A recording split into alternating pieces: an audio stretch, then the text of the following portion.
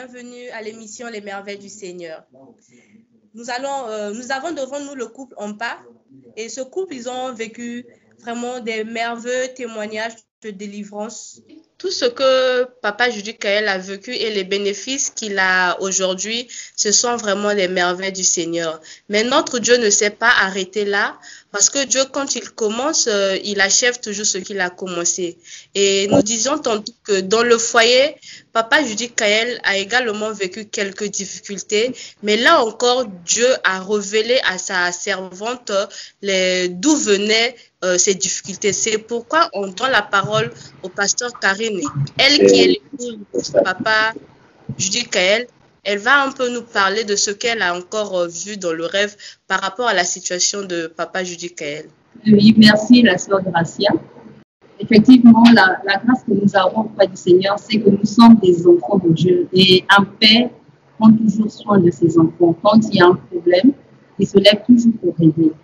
Et donc, ce qui se passait d'abord dans mon foyer, c'est que nous avions un problème de sécheresse. Alors, je vais expliquer. Donc, c'est comme ce que mon époux vient de dire tout à l'heure, qu'il travaille dans une grande structure de la place. Et donc, il a quand même un salaire assez considérable. Et que moi, également, moi, je suis fonctionnaire international. Donc, quand même, mon salaire aussi est quand même considérable. Mais seulement, il est arrivé des moments où dans la maison, nous pouvions avoir nos salaires réunis. Nous pouvons aussi avoir d'autres bénédictions que le Seigneur nous donnait, mais seulement, nous n'arrivions pas à atteindre les deux bouts du mois. Ce n'était pas possible. Où nous n'avions pas une charge, en fait, ce n'était pas possible parce que nous ne voyons pas dans quelle mesure autant d'argent pouvait être dépensé au moins d'un mois. Ce n'était pas possible. Et que ce n'est pas parce que nous avions des dépenses extraordinaires, non. Mais il arrivait aussi de fois que moi, en tant qu'épouse, fonctionnaire internationale, mais que je puisse manquer de quoi même aller au salon. Ce n'était pas normal. Et donc, c'est là, en fait, d'après ça, je l'ai interpellé pour dire qu'il y a un esprit de destruction dans le foyer. Et ce n'est pas normal. Parce que si on prend tout ce que nous avions, nous sommes capables de faire des grandes choses. Nous ne menions pas une vie de débauche, une vie de dépenses, de l'usure. Alors, je ne vois pas comment est-ce qu'on peut dépenser autant d'argent jusqu'à atteindre les besoins. Et nous ne sommes dans la maison que papa, maman et l'enfant. Donc, nous ne sommes que trois. Bien qu'on peut avoir des gens qui peuvent venir nous aider. Des gens, par exemple, qui viennent travailler à la maison. Ça veut dire des gens qu'on a embauchés pour nous aider dans le ménage, pour ceci, mais c'était bien planifié. Les gens aussi pouvaient nous demander de l'aide, mais tout était planifié, ce n'était pas à excès. Mais seulement nous ne comprenions pas, surtout moi, je ne comprenais pas pourquoi nous n'arrivions pas à atteindre les deux du mois. Et là, donc j'ai commencé à interpeller mon époux. Nous nous sommes mis en prière. Nous avons commencé à chasser cet esprit de sécheresse, de destruction. Parce que aussi, il y avait des moments où les appareils pouvaient s'arrêter comme ça. C'est-à-dire que les appareils tombent en panne sans pourtant qu'il y ait un problème aussi grave. Je comprenais que c'était la destruction qui commençait. Et nous dormions. Très souvent, il y a un seul et unique rêve qui revenait quand je rêvais de mon mari. Soit je rêve de lui qu'il a une épouse et que je l'ai surpris avec une autre femme et que moi je décide de m'en aller parce que je l'ai trouvé avec une autre femme.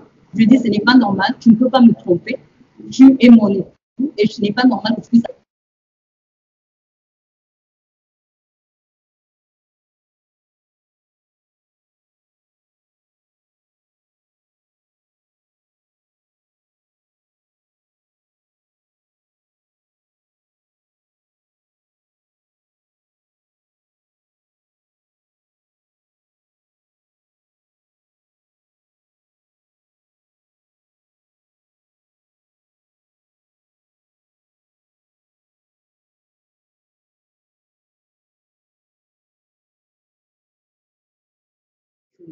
Et aussi, je voudrais souligner quelque chose. Mon mari, il était très cartésien.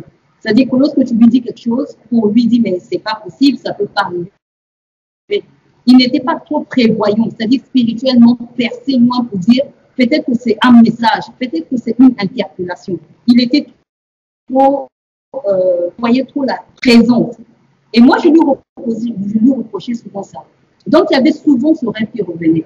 Donc, ça pouvait revenir d'une manière ou d'une autre.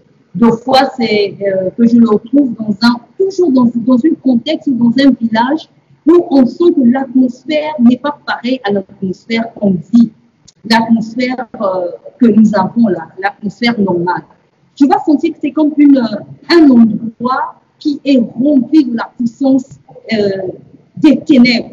C'est un endroit, une atmosphère que tu ne peux pas supporter.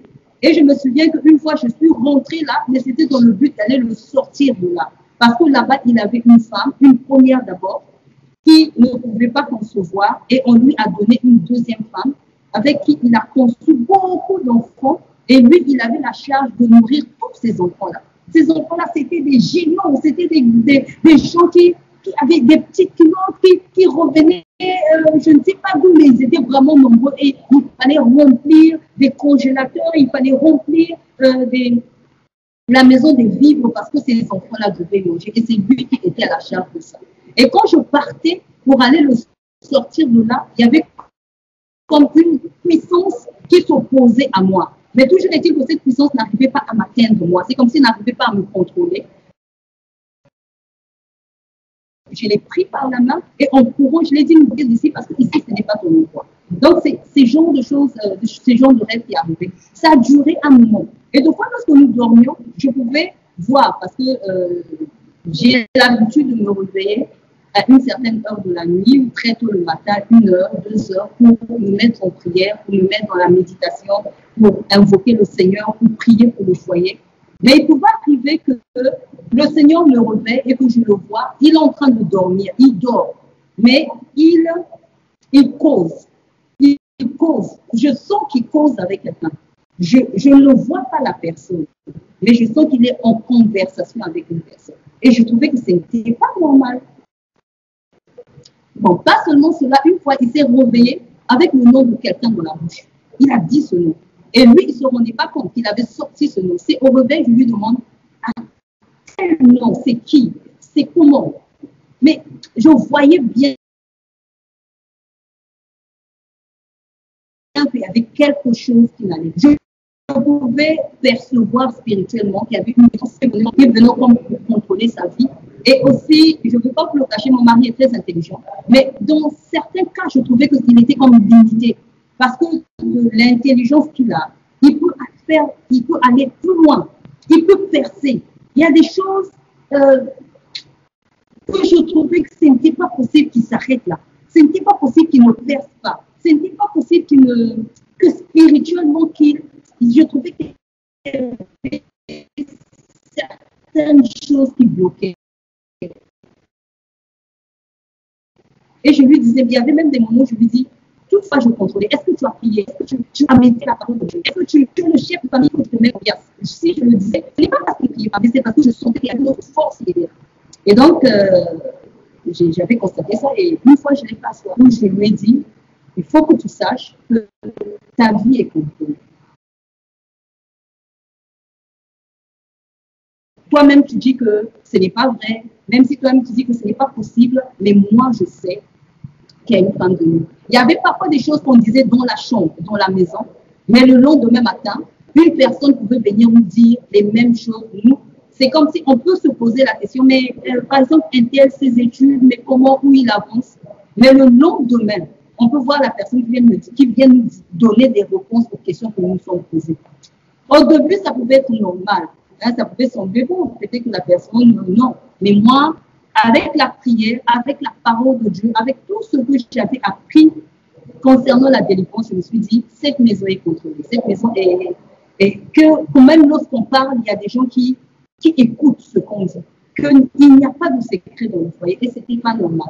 Et donc, je me suis en fait mise à prier de plus en plus. Et je lui ai parlé parce que je savais que pour lui, ce n'était pas évident qu'il capte.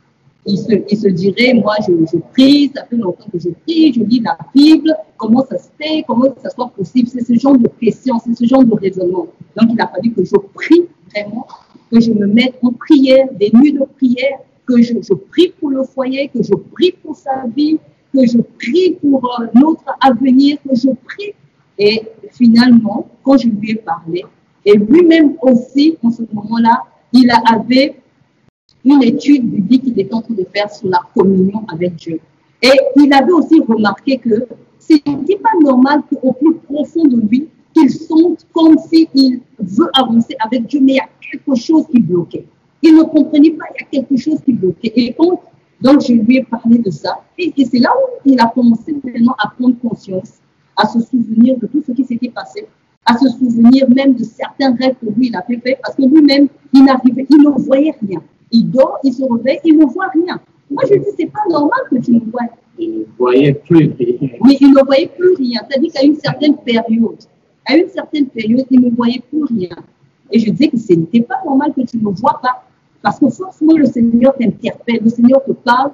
Et en fait, il devenait cartésien. C'est trop de raisonnement, trop intellectuel. Et donc, je lui ai dit, voici comment ça se passe. Voici ce qui se passe dans ta vie. Voici, il y a beaucoup d'autres choses plus délicates que je lui ai dit. Et c'est là où lui-même aussi, il a commencé à prendre conscience et il s'est mis à rechercher la délivrance, à rechercher le Seigneur, à prier. Et aussi, il est arrivé des moments où je prie pour lui. Mais le gros du travail, c'est lui qui l'a fait dans la prière. Donc voilà. Ok, merci beaucoup, Pasteur Karine. Et Papa Judy-Kael, on veut savoir un peu comment est-ce que vous avez prié.